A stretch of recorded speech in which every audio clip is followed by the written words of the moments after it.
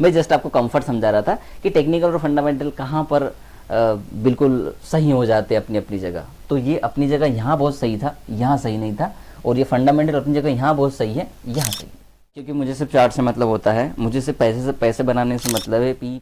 पीईपीपी का कंफर्ट मैं बाद में देखूंगा जब मैं 500-800 करोड़ रुपए का इन्वेस्टमेंट करूंगा। अभी इतना बहुत ज़्यादा ज़रूरी नहीं है मेरे लिए पीईपीपी, मेरे लिए सिर्फ पैसा ज़रूरी है, ठीक है। फिलहाल की स्थिति में तो यही ज़रूरी है। अभी मुझे पीईपीबी के चक्कर में नहीं पड़ना है। मैं देखता ज़रूर हूँ, मतलब देखना भी चाहिए, ऐसा नहीं है कि नहीं देखना चाहिए, लेकिन अगर ट्रेंड आपके साथ में है तो फिर या तो ऐसा हो सकता है कि पीईपीबी आपके साथ नहीं है, या तो फिर ट्रेंड इज योर फ्रेंड गलत है।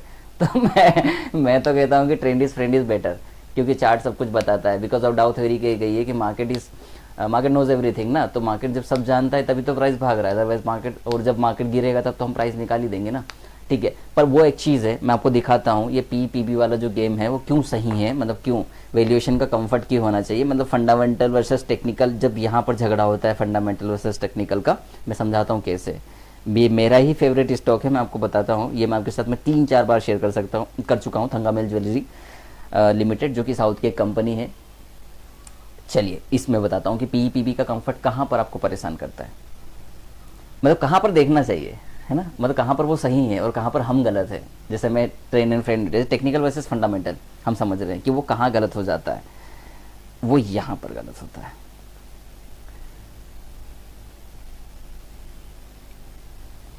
अरे ठीक, ये वीकली चार्ट है थंगामेल ज्वेलरी का, ठीक है। ये बहुत पहले हमने पकड़ा था, बहुत पहले पकड़ा था। क्या बात है भाई साहब, चार्ट क्यों नहीं दिखा रहे हो?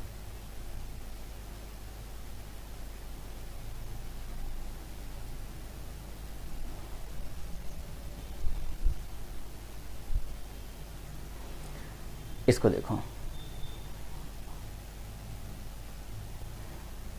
ये बहुत ही पहले हमने ये चार्ट पकड़ा हुआ था, बहुत पहले की बात है। मैं तो चलो अभी इसको मैं डेली लगाता हूँ, ठीक है, तो आपको समझ में आएगा। काफ़ी पहले हमने पकड़ा था ये स्टॉक, मतलब मैंने भी अपनी स्टडी पे पकड़ा था, यहाँ पर कहीं पकड़ा था। ये बहुत पुराना है, ये तो मुझे भी नहीं पता कि मैंने क्या क्या लिख रखा है। Retracement and correction, gold stamp duty hikes वाली में कुछ ऐसा हुआ था। चलो ये तो मुझे बताना भी नहीं था, अपन तो कहीं और ही जा रहे हैं। चलो मैं कहाँ बता रहा हूँ कि वैल्यूएशन का कंफर्ट कहाँ नहीं आता है। अब ये कंपनी छोटी है, इतना बड़ा बिजनेस नहीं है, और इतना अच्छा कुछ हुआ नहीं कंपनी के लिए कि कंपनी का स्टॉक मैं 26 जनवरी लगाता हूँ, जनवरी 26, क्योंकि मुझे कुछ बताना है आप लोगों को। मैं तो पहले यहाँ भी बता देता हूँ कि अक्टूबर 2027 में 2025 की बात करें तो 2,021 रुपये का स्टॉक था, एंड सिर्फ एक हफ्ते के अंदर ही स्टॉक, मतलब अगले महीने में 3300-3400 पहुँच गया, मतलब 1400 पॉइंट का मूवमेंट, बहुत बड़ा मूवमेंट होता है, ठीक है। 2000 के सामने 1400 रुपये का मूवमेंट होना मतलब वो 140%, 120% के आसपास का मूवमेंट हो गया, ज़्यादा हो गया है ना, नहीं माफ़ कीजिए, 2000 रुपये का स्टॉक था, 1400 पॉइंट का मूवमेंट हुआ है, तो 50% प्लस 25%, 75% के आसपास का मूवमेंट हुआ है। सॉरी मैं थोड़ा गलत हो गया उसमें। और उसके बाद भी स्टॉक लगातार बढ़ ही रहा है, क्योंकि देखो कोई भी बिजनेस इतनी गति से, मतलब बिजनेस, रियल बिजनेस की बात कर रहा हूँ, इतनी गति से नहीं बढ़ता है जितनी गति से ये बढ़ रहा था। एंड ये मैंने आपको बताया था लगभग 4,000 या 3,500 रुपये के आसपास बताया था, एंड देन उसके बाद भी ये 7,500 तक गया। तो ये वाला जो मूवमेंट है, मैं वापस इसको लेके जा रहा हूँ आपको डेली चार्ट पे, समझना मेरी बात को।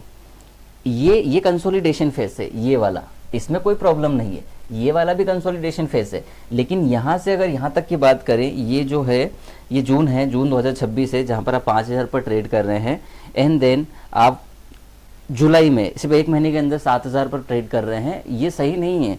और उसके बाद भी आप रुक नहीं रहे हैं, आप 7,500 पे जा रहे हैं। तो यहाँ पर ये समझ में आता है पीईपीवी मतलब फंडामेंटल रेशियो प्लस, मतलब जब फंडामेंटल फाइनेंशियल को मिलाकर जब आप टेक्निकल को देखते हो तो यहाँ पर वो लीड करता है आपको। तो वहाँ पर आपको समझ में आ जाता है कि इस स्टॉक में कुछ चल रहा है, इससे दूर रहो, या फिर प्रॉपर स्टॉप लॉस लगा कर जाओ और ज़्यादा क्वांटिटी होल्ड मत करो, ये वहाँ पर। एंड देन फिर मार्केट ने जिसको 7,000 7,500 पे माल चिपकाया है ना, उसको बिल्कुल ख़त्म कर दिया उसने, क्योंकि आपका 7,000 या 6,500 का शेयर भी आराम से 4,500 आ गया, एंड देन 2,000 पॉइंट का लॉस आप कवर नहीं कर सकते।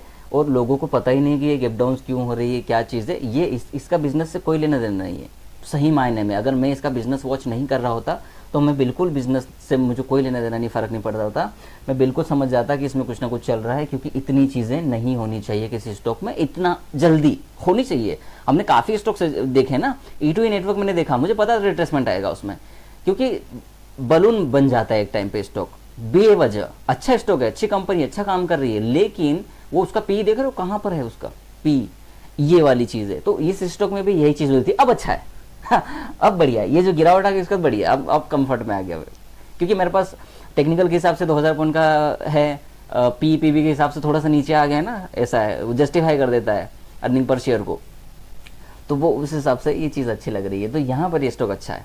बट देखिए, नो बाय सेल रिकमेंडेशन, कुछ खरीदने बेचने की सलाह नहीं है। अपने फाइनेंशियल एडवाइस से प्लीज़ पूछिएगा कुछ भी करने के बारे में। मैं जस्ट आपको कंफर्ट समझा रहा था कि टेक्निकल और फंडामेंटल कहाँ पर बिल्कुल सही हो जाते हैं अपनी अपनी जगह। तो ये अपनी जगह यहाँ बहुत सही था, यहाँ सही नहीं था, और ये फंडामेंटल अपनी जगह यहाँ बहुत सही है, यहाँ सही है, ये वाली चीज़, मतलब यहाँ सही नहीं था, यहाँ सही है।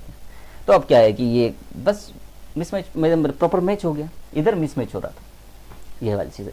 बाकी तो देखते रहिए एंड कीप एंजॉइंग। मुझे लगता है कि आपको बड़ा मज़ा आता होगा मेरे से सीखने में, क्योंकि अच्छे समझाता हूँ, ठीक है। ओके, बाकी देखते रहिए, मज़े करते रहिए। कुछ लगे तो कमेंट बॉक्स ओपन है, कीजिए कमेंट। Thank you.